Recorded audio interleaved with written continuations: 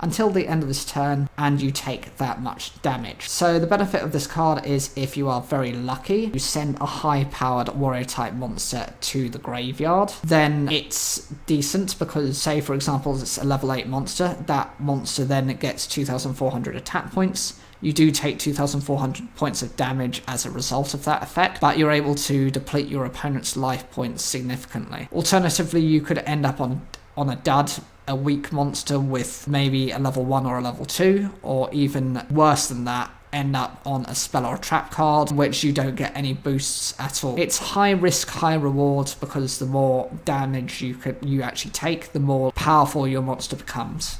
Climax Finale is a normal spell card with the requirement you pay 100 life points for each monster that's a psychic type in your graveyard.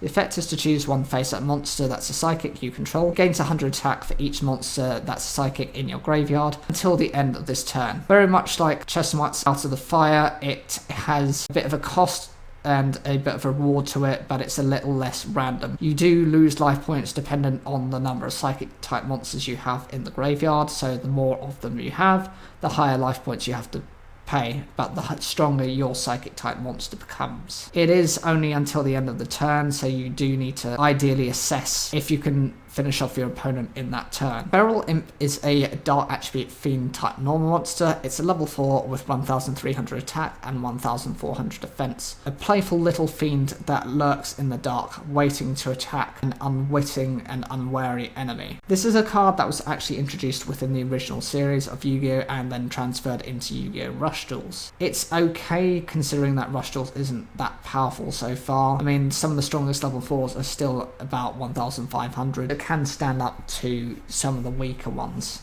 Femtron is a light attribute Cyberse type normal monster. It's level 4 with 1,400 attack and 100 defense. The source of the dragon tree that hides the providence of creation.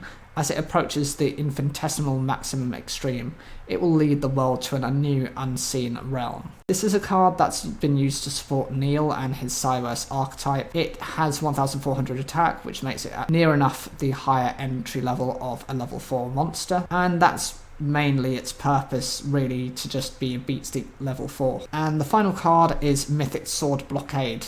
This has a requirement when your opponent normal summons a monster level 7 or higher. You can activate by sending one face-up monster, it must be a worm type you control, to the graveyard. The effect, choose one monster your opponent controls. During this turn, your opponent cannot attack with monsters with the same type as the chosen monster. Effectively, if your opponent is running a single type of deck, that means that they're blockaded from using any of those monsters for the rest of the turn. It is conditional as to when your opponent summons a high level monster, and you do need to have a worm monster already on your field to activate this effect. Other than that, you're basically using it as a negate attack for the turn. It's fine. After the various cards, I would argue that this is probably the most usable, even if it's specific to worm types, whereas the other cards tend to be very standardized, very easy to copy, and can be splashed into most styles of decks. What do you guys think? Is there any of the cards that you liked on that list? Do you know any of these cards, and do you prefer to play any of them within your own Rush Duels series? If you enjoyed my content, please make sure to watch the video on the next end screen just to support my channel. Thank you.